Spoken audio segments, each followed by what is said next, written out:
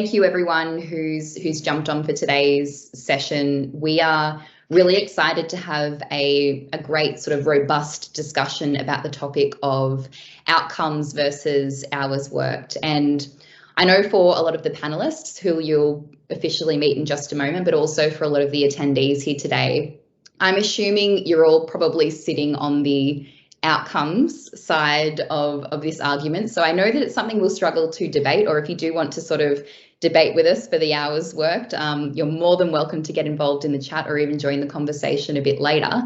But today we just wanted to have a really in-depth discussion, and I'll talk a little bit more about why we're talking about that in just a moment. As Claudia mentioned, and as you can tell as you're starting to join, we couldn't pass up the opportunity to inject a bit of Star Wars theming into today's session, being May the 4th, official Star Wars Day on the calendar. I am not necessarily a huge Star Wars fan myself, although it may look like it, but I did sort of jump on the Mandalorian bandwagon just because I couldn't resist the cuteness of Grogu, aka Baby Yoda. So that's why I'm repping this today. And I wanted to sort of, if we can sort of tie in the Star Wars theming a little bit more, I was having a look through some Star Wars related quotes related to leadership, bringing in a bit of that sort of Yoda wisdom. And one of the things that Yoda did once say, I believe, is that you must unlearn what you have learned. And I think for us on the call here today, we've probably already done that unlearning piece ourselves, but I think we may need to take some of that knowledge and take some of that unlearning that we've already done and see how we can make some change around, the way that leadership thinks about this, and of course the broader organizations that you're working within as well. So let's stay active in the chat today. We'll ask you a few questions in the chat throughout. Please feel free to jump in and share perspectives from your own organization, which may be really helpful for other people on today's session as well. And then later on, if we have an opportunity for some more sort of open Q&A, let's jump in and do some of that as well. Before we get into the actual content of today's session, I wanted to acknowledge the traditional custodians of the land on which this online session is being hosted. I'm participating from the Central Coast of New South Wales, Australia, so I want to acknowledge the Darkinjung people, and I also want to acknowledge the traditional custodians of the lands of where all of our participants are located today as well. Also to pay my respects to elders past, present and emerging, and extend that respect to any Aboriginal or Torres Strait Islander peoples who are present on today's session as well. We have a bit of a rough agenda for today, but for a lot of what we'll be talking to is going to be this really great discussion around this outcomes versus hours worked sort of debate topic. And we'll get into a bit of a problem statement and talk about some of the challenges that organisations are facing in just a moment. So we'll do a few quick welcomes and introductions. So I'll sort of call out the people who are joining our esteemed panel today. We're going to run a quick poll question just to get a bit of a current state of play for all of those who are dialed in for today's session, and understanding what the current focuses are in your own organisation and maybe how you're looking to change things at the moment as well. Then we'll go into our panel discussion, and of course I mentioned we'll have a bit of Q&A and a bit of discussion as well. Please keep the chat active where we can. So for our presenters and panelists today, we have Claudia from Engage Squared, we've got Carly from Microsoft and Laurie from SWOOP Analytics. My name's Emily and I'm also from SWOOP, and I'm super excited to be sort of facilitating today's discussion. But we've got some really great sort of experts, or not sort of experts, they are the experts to talk on this topic. So really excited to learn more from them and really deep dive into this topic in just a moment. So if I can get you to grab your nearest device, and you can just use the QR code to access a few quick poll questions, which will hopefully get you to start thinking a little bit about what the leadership focus is in your organisation, and also we'll sort of do a little bit of brainstorming and a few sort of word cloud type questions as well. So I'll give you just a moment. So the QR code is probably the quickest way, or you can just open up a browser and head to menti.com, and there's a code there that you can use to access the Menti poll. I'll head over to the Menti in just a moment. You'll still be able to see that code and how to access it. So if you're not quite there yet, just a few more seconds, and I'm sure I'll see you all jumping in there in just a moment. So I'm just going to, jump across into that right now. And we have some results coming in, which is great to see, which means we're not having any technical issues. So the first question being, is your organisation more focused on hours worked or outcomes? Of course, I had to have Yoda up against I guess our preference, and then you're probably going to hate me, but I don't know the name of the guy on the right, but I know he's the evil one, so that's where we're sitting for hours worked. It's great to see that there is a bit more of a focus on outcomes at the moment, but it seems we do still have a pretty decent proportion of people here today who seem to still have this hours worked focus in their companies at the moment. So hopefully for today, we're going to arm you with the data and the insights from the experts to help you have that conversation in your organisation after today. So this will be a really great starting point for you. Jumping into our next question, which should pop up on your device automatically. How are you measuring outcomes in your organisation? And this is just a sort of free field. You can sort of just start to type in your answers and they'll pop up on the screen here. I think it should all just sort of come up anonymously with what you're sharing, so it's a safe space. How are you measuring outcomes in your organisation at the moment?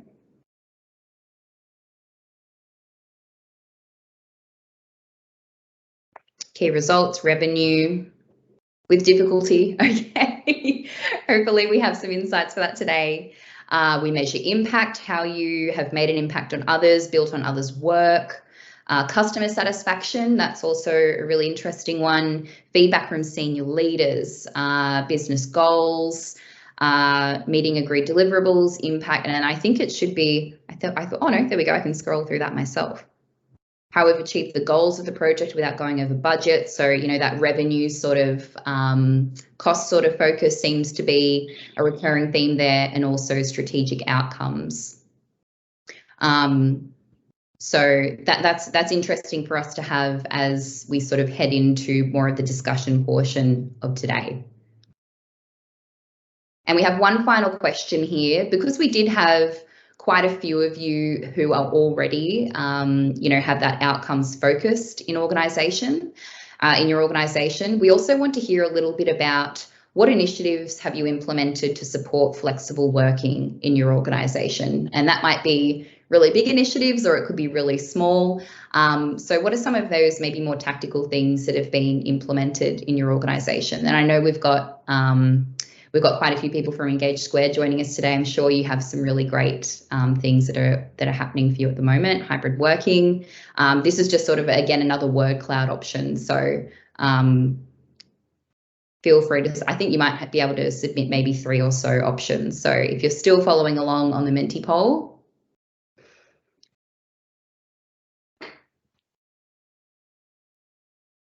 perhaps we'll get a few other options popping up on the screen in just a moment. I'll give you a minute.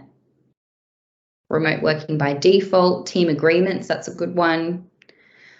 Supportive technology, remote asynchronous. Look, we can also share some of the results from these polls as well with you afterwards. So if any of these sort of word cloud type quick initiatives up on the screen are of interest or something, then you can refer back to this after. We'll also make sure we share a recording from today's conversation. And we've got a few odd slides, but I think the real value that you'll get out of today is listening into the discussion with our panelists. Reliable technology, analytics, work from home, hub sites. Awesome. Thank you to those who had jumped into that Menti poll and provided a few insights. I think that will also be interesting for us to guide today's discussion. So I think I might, at this stage, I'll unshare my screen so we can start to bring in some of our panelists and we'll kick off a bit of a discussion. So today we wanted to start with a bit of a problem statement and sort of really have a look at the challenges that are being faced at the moment. So most organisational cultures we know have focused historically on time spent physically in the office. And while most organisations have well-established in-person cultural norms, which includes, having a clear understanding of what is and what isn't okay in the office, this doesn't seem to be the case in the virtual world. So the broad question that we're wanting to sort of tackle in today's discussion is, how can organisations establish new cultural norms to help employees feel more empowered about how, when, and where they work? And as I mentioned before, the panelists today aren't necessarily debating this question, because we all definitely fall more so on that sort of outcomes focused side, and that's where we would love to see organisations heading. The goal for today is more so to arm you with that knowledge that you need to take back and have that debate within your organisation. And we've got a few sort of key topics that we'll be drilling down on today. So at a high level, we want to talk about what customers are telling us and what customers are telling those on the panel. We want to deep dive into some global trends as well and look at some real data to see what's happening. Then Swoop's also been running some benchmarking around M365. So I know that there's some insights we'd like to have a bit of a chat about as well. And then towards the end of today's session, we want to sort of go into more of those practical tips to sort of leave you with something to take away from today's session as well. So without further ado, let's get started. We'll bring in our panelists. Carly, Laurie, Claudia, thank you so much for providing your wisdom on today's session. Claudia, I want to maybe start with you, because I know you talk to customers every single day. What are the challenges that they are facing today? It is an interesting landscape at the moment, for sure. I think most of our clients have biannual or annual pulse survey that they're sending out to their staff. And a lot of them are seeing changes in the types of challenges and problems that people are reporting they need help with. I think broadly, in terms of the challenges we're talking about with our customers, there's probably three main themes. The first one is having access to the right tools and feeling confident using those tools. So obviously in 2020 and even part of 2021, people's immediate challenge was needing access to the right tools to collaborate in a remote setting. Most organisations now have this. They're using things like Microsoft Teams, they're getting rid of legacy tools, and they're working to better integrate common systems, which is all great and a big tick. But people are telling tech teams that the job's not done. It's not good enough to just turn it on and walk away. People are needing more guidance on how to use those tools effectively and also in consistent ways. For example, just yesterday, I was in a workshop with a client talking almost on exactly this topic, and someone said that, people don't understand, or they're not even aware that you can hover over someone's status in Teams to see if they're busy or in a meeting or in a call. So quite often for this particular organisation, people will be on calls on a meeting and will be receiving calls from other people, which is just nuts, because they just don't have that simple understanding of how to use the technology properly. So there's all of these bad habits that people are using within the virtual space, which is really having negative effects on people's productivity and also their sense of well-being. So what this means is that technology teams really do need to listen to what employees want and need, perhaps probably more than ever. So it's really not enough to just turn on the tech and walk away. Organisations really are in the thick of establishing new cultural norms, and technology is a huge part of that equation. So it's really critical that people within organisations understand how to proficiently use what they have. It's not necessarily about introducing new collaboration tools, because things like Microsoft Teams is more than enough to support that. It's about being confident and helping your people become experts in what's already there so that they can make use of the technology. The second trend that we're seeing with our clients is that there's this unspoken rules and these unspoken cultural norms for virtual collaboration that just really aren't set. They're just not there. They're telling us that Pre-COVID, when everyone was in the office, they did have really established ways of working. Those unspoken rules were really clear and the culture was really set, but they're just not seeing that in the virtual space. So that means that people are behaving in lots of different ways. Some people are really thriving in remote work, and high-performing teams where perhaps they're a bit more proficient in the technology aren't really seeing a lot of this. But for the majority of people, they're struggling because they're stuck in too many meetings. They're trying to keep up with the barrage of Teams chats and messages and emails, which means they're working longer hours. So because there's no consistent work practices and no clear etiquette, that's really harming productivity for a lot of people. We especially see that when it comes to informal things that we do every day at work. So status calls, one-on-ones with managers, informal team check-ins, those types of things. A lot of our clients are telling us that they're the biggest pain point, because it feels like those are the calls or the scenarios where there just isn't really any structure. Whereas more formal things like, for example, executive meetings or board meetings and things like that have quite formalized structures that are followed. So there is meeting minutes captured, there is follow-up on activities, there is accountability, but that's just not trickling down to the kind of daily activities that people are doing. So people are kind of stuck in this perpetual loop, if you will, because they're just constantly in meetings that don't really have any value, which is a real shame. And then third, people are feeling pressure from leaders to be always on.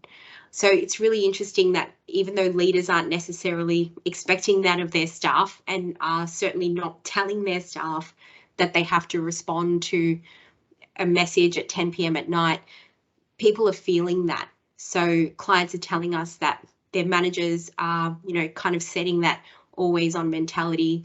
They haven't set any common work practices with their teams, so people are just following the behaviours that their managers set. So that's another really big challenge and pressure point for a lot of organisations that we're talking to today. So while people are kind of keen to keep remote work, there's clearly a multitude of challenges that need to be addressed for it to stay sustainable in the future.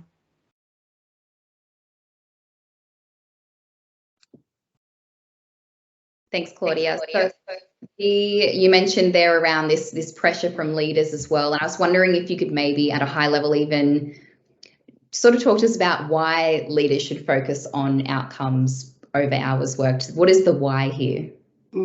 Because it works. There's so much research to back up the fact that focusing on outcomes versus hours worked, and obviously it's different for every organisation, right? Even in the chat, like if you work in a consultancy, obviously you have to measure hours. That is an important measure for a consultancy, but it's certainly not the only measure.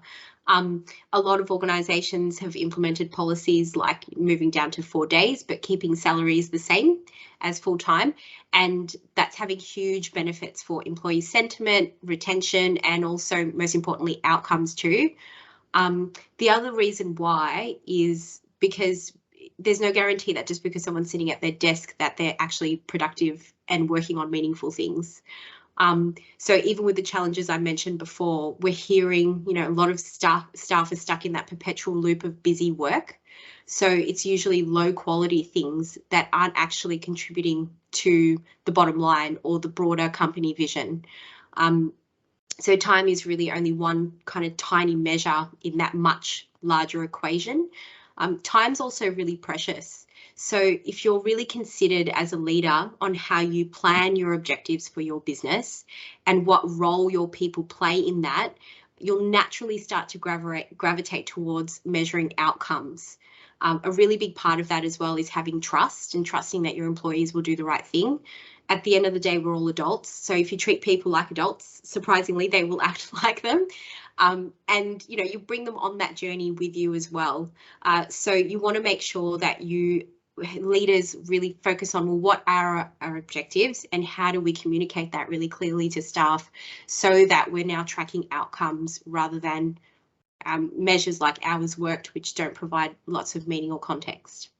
I think just to add to your point there, Claudia, if you think about things like the 4-day week is being super careful about everybody sticking to that 4-day week, maybe having that everybody is on that 4-day week. I think 2 points here. One point would be towards all those working parents out there who've gone, or all those people who've gone part-time who feel like they've worked 5 days in the space of 4 to cover that type of thing. So looking at that. But I think the other thing is, the permission that we don't give ourselves, particularly what we've been seeing here at Microsoft is that whole idea of having to give everybody a day off together so that everybody actually has a day off, rather than, hey, I'm having a day off, but I'm actually monitoring and I'll just hop on this meeting. And so you don't really get that time to switch off. I mean, a perfect example is the team that I work a part of. I work as part of an Asia team, and there's half the team are from Japan. And they have, that is a very entrenched culture about, I can't take a day off if my boss is not taking a day off. I've always got to be on. And so what they've started doing over years is starting to have Golden Week, which is what they've just been having, or what they're currently having, where everybody has the same time off, so that, whether it be customers, whether it be people, your own organization, everybody's got that time off together in terms of the corporate world, so that they can actually, everybody stop and disconnect. And there's no kind of like, I really, what am I missing out on? The 3 weeks worth of emails that I've just missed out on because I've gone on leave, I feel guilty and then can't catch up, and all of that kind of stuff as well. Yeah. So we just need to, I think, understanding. So actually my point to all of that is really understanding the insights, right? Thinking about how people are collaborating in terms of, are they working extended hours? Are they respecting people's time off? Things like that to really be conscious of, to encourage that. So if we do say, a meeting free Friday, you don't want your manager kind of booking in meetings and disregarding that culture that we're putting down. Yeah, it's I'm glad we've been able to sort of establish what those challenges are right now, and some of those real life examples as well of how that's sort of come to life in organizations. But I'm also interested to hear a little bit more about what the research is telling us if we take a bit more of a step back. So Carly, I was wondering if you could tell us a bit more about that research when it comes to the focusing on outcomes instead of hours worked. Yeah, sure. And I apologise for anybody who's joined the call from using an accessible technology. I wanted to just describe myself to start with. So I'm of Australian descent.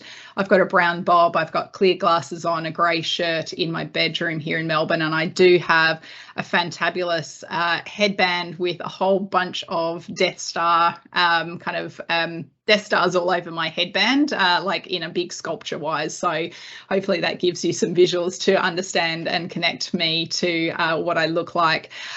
So I think, the research that we released recently, so every year Microsoft releases the Work Trend Index report, which is a fabulous report and a lot of investigation from a global perspective in terms of the trends that we're seeing out there in the market. And this year we've kind of come up with sort of the five key points, and I think a lot of that kind of relates back to kind of what we're talking about, but also to Claudia's points before.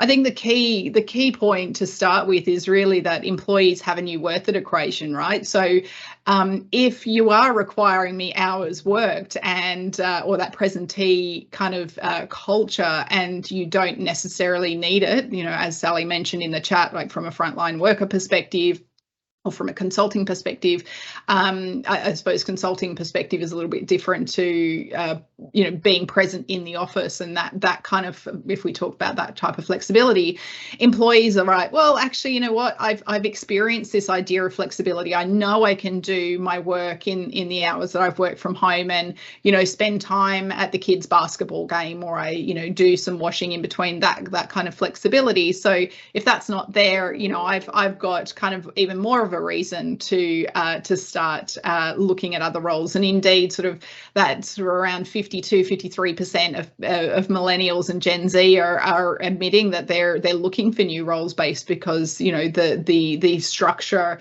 or the culture is not worth it. So as organisations, we need to be super careful about that. I think the other thing we need to look very carefully about is how we support sort of that mid-level managers, right? Because they feel sort of that wedged in between the demands of leaders to say, hey, everybody needs to be at their desk Monday to Friday and have to be there, and then employees going, hey, I can do everything from remotely, so why can't I do that? And so managers are trying to find that that balance between those two. I think in doing that, leaders need to figure out a way to make the office commute make the commute to the office worthwhile, right? So, you know, an example, like I sit here at home. I was contemplating on going into the office today for this session, but I'm like, you know what, actually I've got my 2 screens, I've got my video camera, you know, all of this kind of stuff. I'm like, actually, you know what, so I'm going to do it from here, right? I have other reasons to be here, but you need to think about, well, how do we create a culture that will create that collaboration, that will encourage people to come in? I think flexibility also doesn't mean always on, and I think, you know, that relates to the point we were just talking about with Claudia, right? Is that whole idea of we really need to be careful, because we have flipped the other way, and we have a big challenge here at Microsoft around, you know, that kind of always on culture, and that's being connected to flexibility. It doesn't, and we need to figure out respect. And I think the last point of the 5 is really around that rebuilding that social capital that we've lost as we've been there, right? I do a lot of work with our corporate team, our engineering team. I'm part of a corporate team, and I haven't met a lot of them, and a lot of them don't have that level of trust in me in terms of, oh yeah, hey, I'm going to do that for you because I know you, right? I know you from meeting you and just, you know, having a drink with you or whatever we're doing. That kind of thing is missing. So how do we bring that back in? So yeah, there's some important trends that are there that we really need to think about as we move into the next year, and think about how do we look at flexibility? How do we look at kind of I kind of don't want to call it hybrid work, because you know, it is all about flexibility really, although, you know, the theme of the report is making hybrid work. And Carly, do you have any other sort of interesting examples about how Microsoft is tackling that from a perspective? Yeah, so I mean, there's a whole range of things that we do, right? I was the one who put the team agreement in the mentee thing. So we have agreements with teams to say, you know, between the hours of 10 and 2 on a Wednesday, right? That's when our team is coming in. We've got our team meeting at this time. We want everybody to be in that room to create connections, but we're not requiring you to be there for the full day, right? But we would like you to be there. And so that team agreement's also with managers as well. And so having that agreement with managers, because if my manager leaves and I don't have a written agreement, then my new manager can kind of go, oh no, well, I don't care about that. But having that written agreement as well. Things like, you know, connecting people through, you know, the likes of technology. So Viva technology, right, to support communications and through management. So management are aware of people's responses, right? We do the employee signals survey, which is through Glint. We do listening using employee listening technology. So we utilize, as I mentioned, Glint, but we also look at Viva Insights capability to understand what's happening. We have like model coach care is like our management ethos, really around how to support our managers, and we support them with data and training and things like that. We've got, you know, hybrid meeting etiquette. We've got sort of etiquette that comes out to says this is how we should be doing meetings, and making it inclusive, because the worst thing is if everybody's in the desk and one person's on the phone or coming in, you know, that can be really, exclude people. What else have we got? Just things like using focus time for team focus time, right? Getting that quality work, that we're not just busy with busy sort of stuff, you know, really focusing on time to learn, to create sort of space for innovation, things like that. So yeah, there's a lot of stuff that we're, you know, we're trying to do to connect people to understand the behaviours that are happening in the organisation. But I think the key to all of this for us is data, having that data from various different places, you know, from that Glint to that employee signals, that active listening versus the passive listening is super important to us and how we work and how we support our managers. There's so many great examples there. I'm hoping the people on today's session are probably madly taking notes to hear that sort of insider Microsoft perspective. On that point about leaders as well, Laurie, just to bring you into the conversation as well, I know you've been doing some analysis around those collaboration habits of leaders. So with that sort of benchmarking that you're running right now, I'm wondering if you can tell us a bit about what you are finding. Sure, Emily. I was pleased to hear Claudia's comment about bad habits and monitoring those and identifying those. Of course, when we released our SWOOP for M365 product, it was centered on habits that we'd sort of observed and measured in our previous benchmarking studies. And thankfully, some of the habits, like things like email liberation, we call it, people that sort of are stuck in email.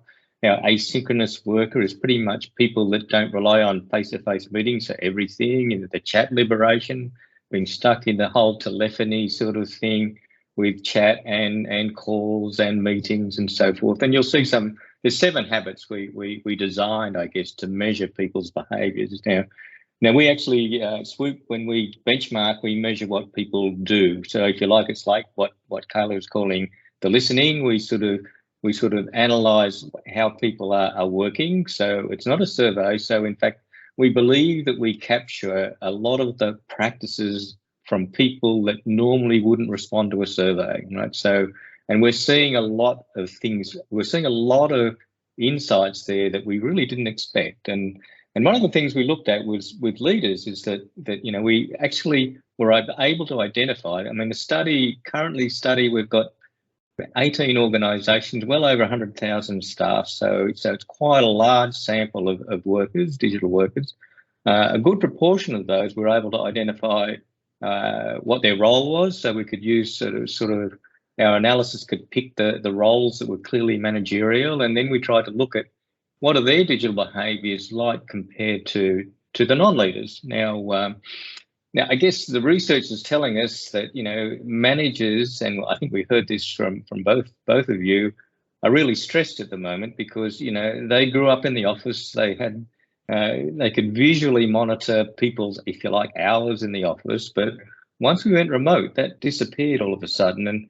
And we heard stories about how they were struggling because before they could engage face to face, but now they're in a digital world. And, and I guess what we're hearing is that managers really weren't that good on digital because, they didn't have to be. They could just walk around the office. That was certainly the hypothesis that I took in. But thankfully, what we found was that those leaders were actually performing across all the habits better than the non-leaders. In fact, I think the score was something like 66%. We have ratings between 0 and 100. So they averaged around 66 compared to around 53 for the non-leaders. So clearly they're doing a good job at becoming better at working digitally. And I think that was something that surprised me, if you like, but it was very positive. The other thing we hear talked about a lot is this one-on-one engagement. I know a lot of the Viva Insights work has been looking at that line manager to employee sort of relationship and the one-on-one calls that you would have face-to-face in the office, but when you're remote, how do you get that one-on-one engagement?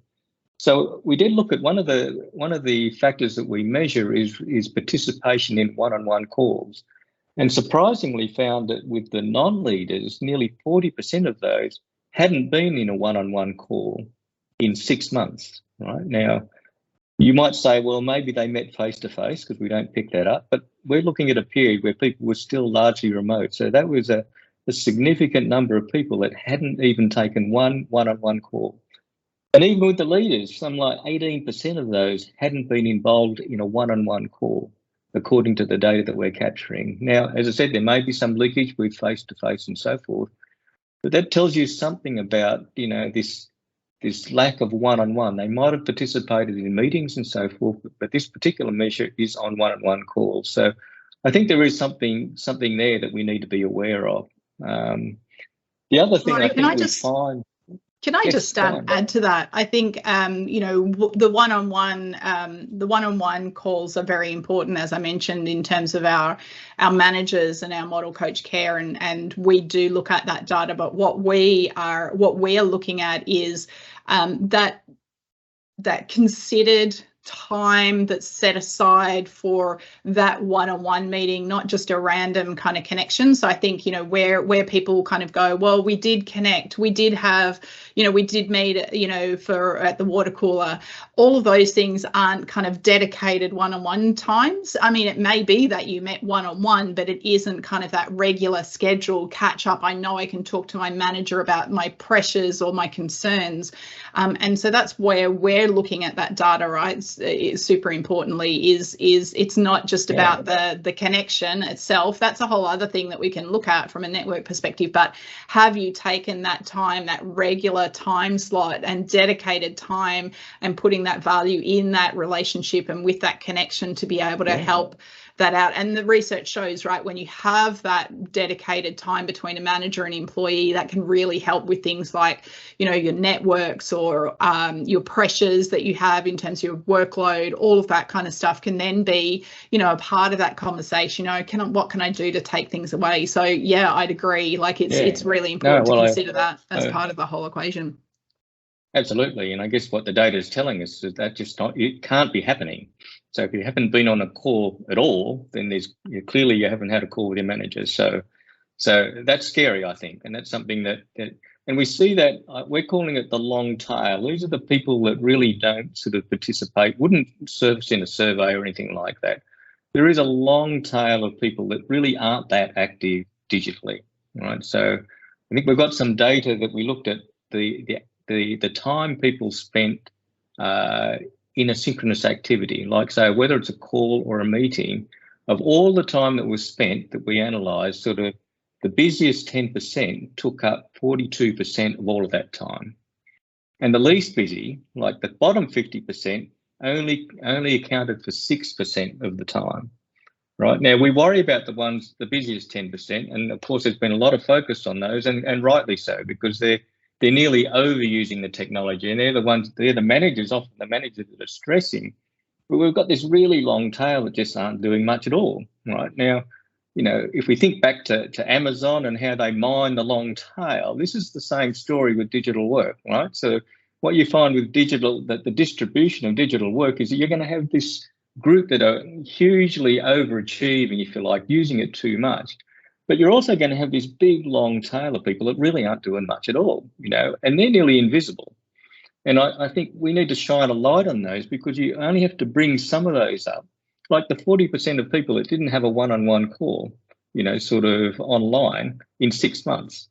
You know, imagine if some of them just had, as Kaylee said, one call with their direct manager once every quarter even, that number would change significantly, right? So, you know, one of the themes that we certainly are pushing in this report is that we have a long tail of people that really just aren't that active digitally, right? We don't know what they're doing, actually. You know, they could be working on their documents or spreadsheets, but not sharing anything. We don't really know, but this is an opportunity, I think, for organisations to, you know, we're worried a lot about the people that are busiest, but, you know, in reality, that's 10% of the organisation. It might be an important 10%, but it is only 10%, right? So you've got the rest of the people. What about them? Who's studying them? You know, so I think there's a lot that we can do in this long tail. You know, it's the same sort of thing that Amazon discovered with books, you know, sort of there's a lot in there, but they're sort of invisible. So we want to bring those people into the light and say, well, how do we move these people that really just aren't digitally active at all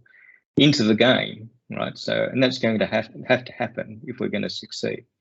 So I guess that's I guess the main points that we've come out of. I think some of the other numbers that we saw was that we see that asynchronous work, of course, a lot of people are using chat to replace email. We think that's a bad idea. We don't think chat's discoverable, that people can actually, you know, if you have a new starter, how are they going to find out what your team's been doing? They can't really just trawl the chat.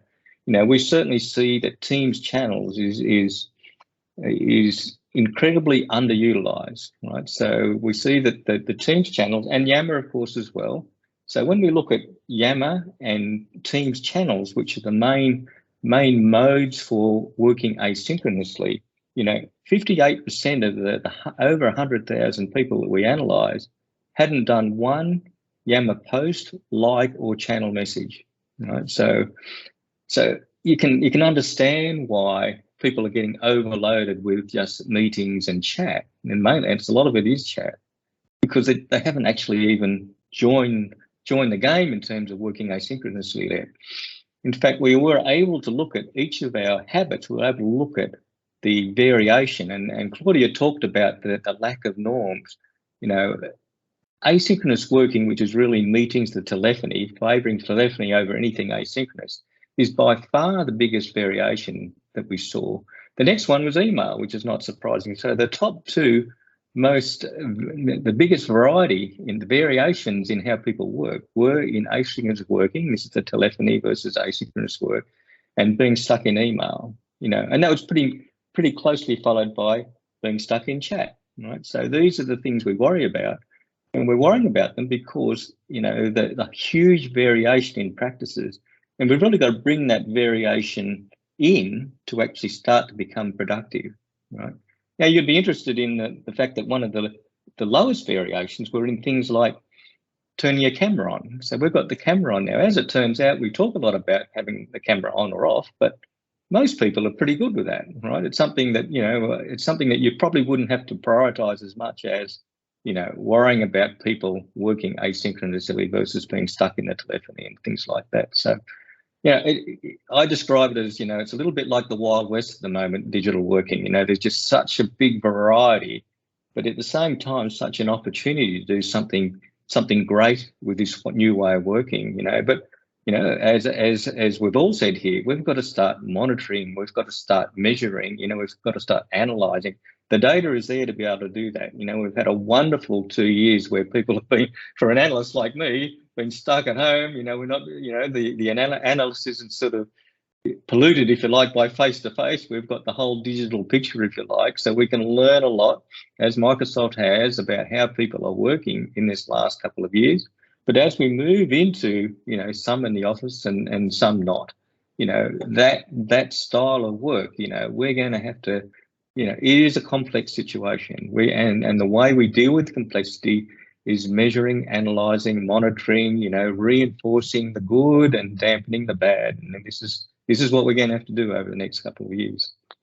I think to add to that, I just want to put a kind of side note to this is really thinking, you know, particularly on that camera, no camera, and, you know, team meeting coming in and things like that, is really making sure you put an inclusivity lens on this whole scenario too. Is thinking about particularly with cameras on, is to give people permission, or, you know, have some sort of a foundation of agreement as to what's expected, and to give that inclusivity. So for people on the spectrum, for example, you know, they may not feel comfortable, so maybe it's cameras off unless you're asking a question or responding. So I know that in some meetings the theme is like everybody has their camera off, but, you know, whenever I'm speaking, I always turn my camera on because I feel uncomfortable about being the only person on the screen. But thinking about the impacts of that, because I think at the start of the pandemic, if we talked about flexibility, and,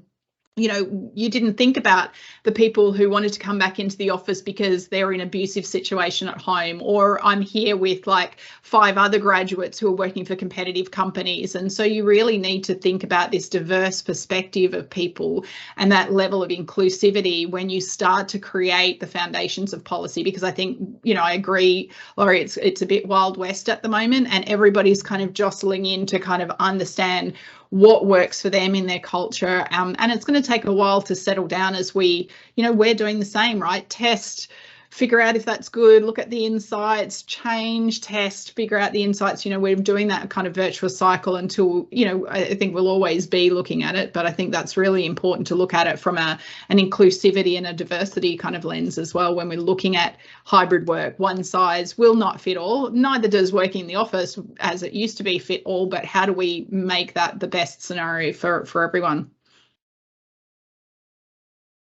Thank you, esteemed panel. I think we would love to get into some more sort of practical tips as well, just conscious of time, getting towards the end of this session. Let's get into some of the juicy stuff about how we can actually make this shift and make that change. So we've sort of established those challenges, we've talked to the research and what this actually looks like. So Claudia, I'm wondering if you can maybe talk through this a little bit. How can you start to change the culture to be more outcomes based? And to bring it back to that Star Wars thing, like maybe how can we be a bit more like Yoda? So I think it comes back to the three themes that I mentioned earlier. So if you really focus on addressing, and I'll give you some examples, technology, understanding what's stopping your people, and also looking at your leaders, then you can definitely be more like Yoda. So first with technology, giving an example from Engage Squared, we are focusing on back to basics at the moment.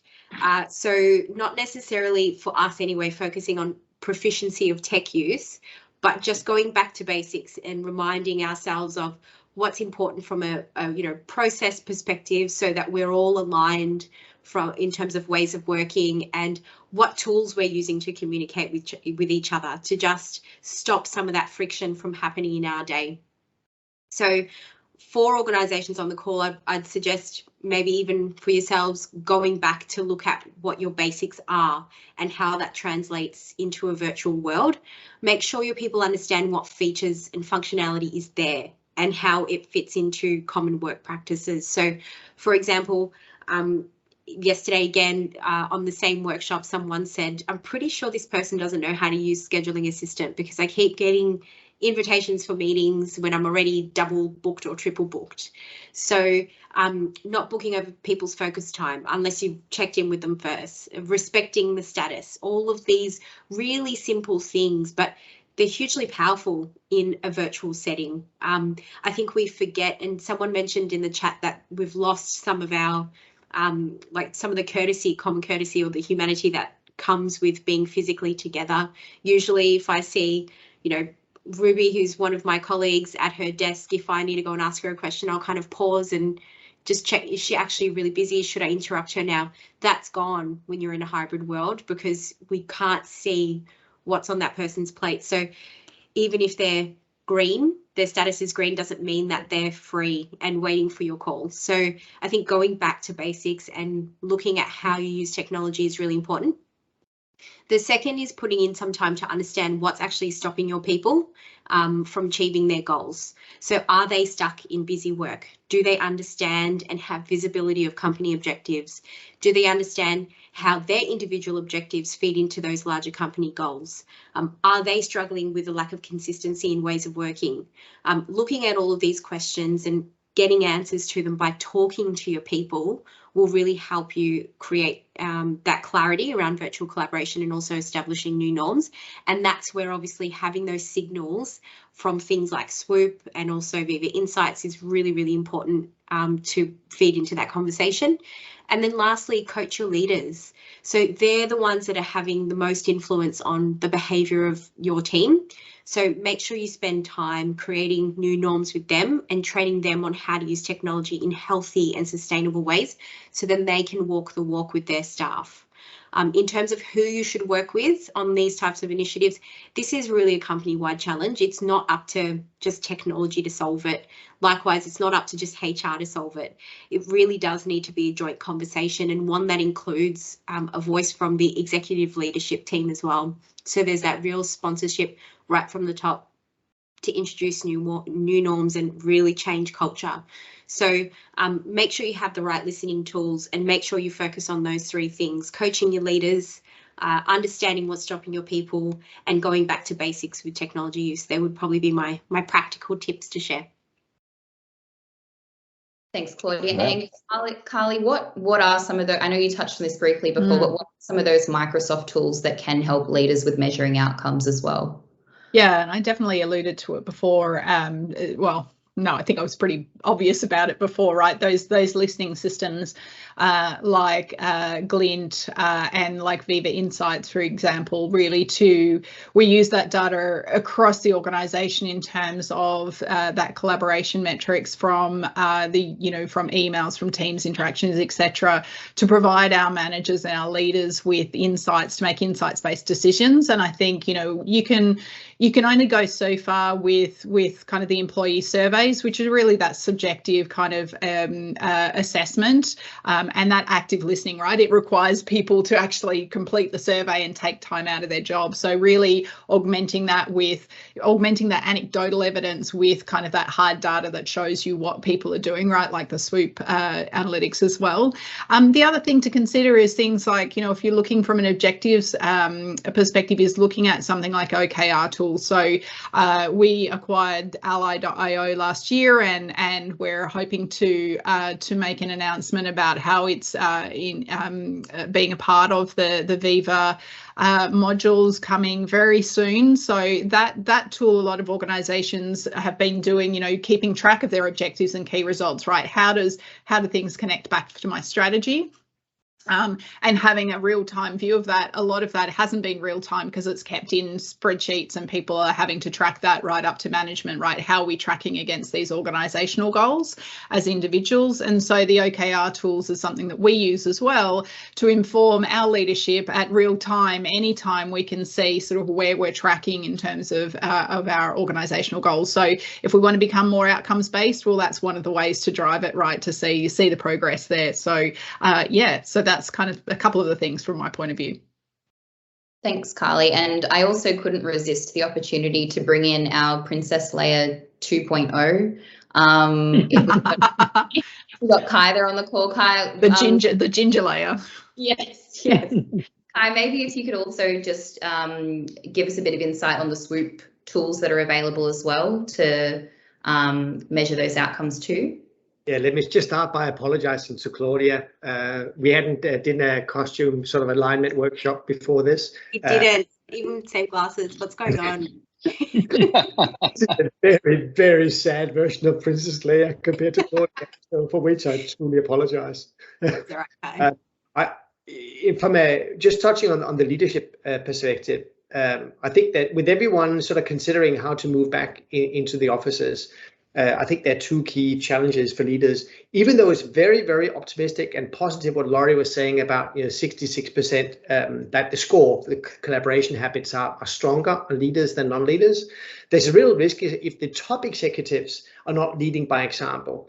They kind of drag, you know what I mean when I say drag everyone down. If you have a very senior boss who's insisting on receiving and sending emails and will never ever go into Teams, then the rest of the companies will find it difficult to then work around that. So I think from an executive level, there is a very important part of that. And what we are trying to do with for M365 is put some light on those really good collaboration habits, and especially in how people are using those tools. It strikes me as, if you really want to work smart digitally today, you can't just be working in email. It's just saying that's email is the only thing that I'm doing. Just it's not the way of the future. There's so many studies about the ineffectiveness of email, and you all recall that. We all said that for the last 5-10 years that we don't want to be sort of dragged down by email because it's not the best. It's not a good project management tool. It's not a good communication tool. There are many things it's not good at. And now that we have M365, there's a suite of things, and we just need to find out how we balance the use of these tools. And I think that's the key role that we can play, is helping us understand the balance in which we're using the tool. I don't think anyone is going to think that email is going to die tomorrow, not at all. But it just can't be the way of the future that we got so many people, as Laurie was saying, that there's such a long tail of people that have not found a better use of these tools. So, Claudia, your point about back to basics, I think is so fundamentally important, because all of us that are in technology roles, it's hard, isn't it, to go back and remember what it's like. When at a conference recently, I heard someone got so excited about the fact that they taught someone how to send a link to OneDrive, and I went, honestly, is that really where we are? But that's where a lot of people are. We should never ever forget that just getting people to send links rather than attachments is a good thing. Can we get them onto online meetings? Even better. But we have a long tail of people that are still finding their way in this, and that's probably from an ROI perspective the biggest opportunity we have. We've done ROI calculations of getting people using just a little bit less email. We're talking about 1 email less per day and moving it into channels or into Yammer. 1 email, saving about 11 minutes per person per day. Now think about when you start to add this up per week, per month, and you multiply it by 1,000 or 10,000 employees. It's millions and millions of dollars in employee cost that could be spent better doing more useful things. So it is really about doing that little bit of that boring, you know what I mean? Boring lifting of, back to basics, always remembering that we have to do these gradual small improvements in collaboration habits. And as Laurie was pointing out, that little bit of data that helps us understand how far we come that path helps us just celebrate success when we get there. It helps us target education training programs for those that where we have the greatest opportunity to help them. Thank you. And we are sort of getting towards the end of the session and, being respectful of people's time as well. So just before I sort of get some final thoughts from the panel, I just wanted to share a few quick things that you might be interested in after joining today's session. So you would have heard Laurie talk to some of the insights from our upcoming SWOOP REM 365 benchmarking report. So if you'd like to register to receive that report and really deep dive into those insights around leadership and sort of looking at some of those digital collaboration patterns across the board, I think that would be a really great resource for you to have access to. So I'll give you the opportunity to download that there. You can also just pop onto the SWOOP website if you'd like to. Claudia, do you want to just quickly chat about this part here? Yes. So if you are struggling with ways of working in your organisation, or you want to know more about how you can use signaling tools, for example, the Viva Suite, please do get in touch. So use the QR code on the screen here. There are some Microsoft funded workshops that your organisation might be eligible for, so we can check that for you. Or if you just want to have an hour call with me or someone in the Engage Squared team about your organisation specifically, use that same form to get in touch. Awesome. Thanks so much. Any other final thoughts from the panel on our overall topic, outcomes versus hours worked? I think we've surely nailed that discussion and given our attendees something to take back to the organisation. Anything final you'd like to add? No, it was very enjoyable. And I see there's plenty in the chat, so Yes. thank you, attendees.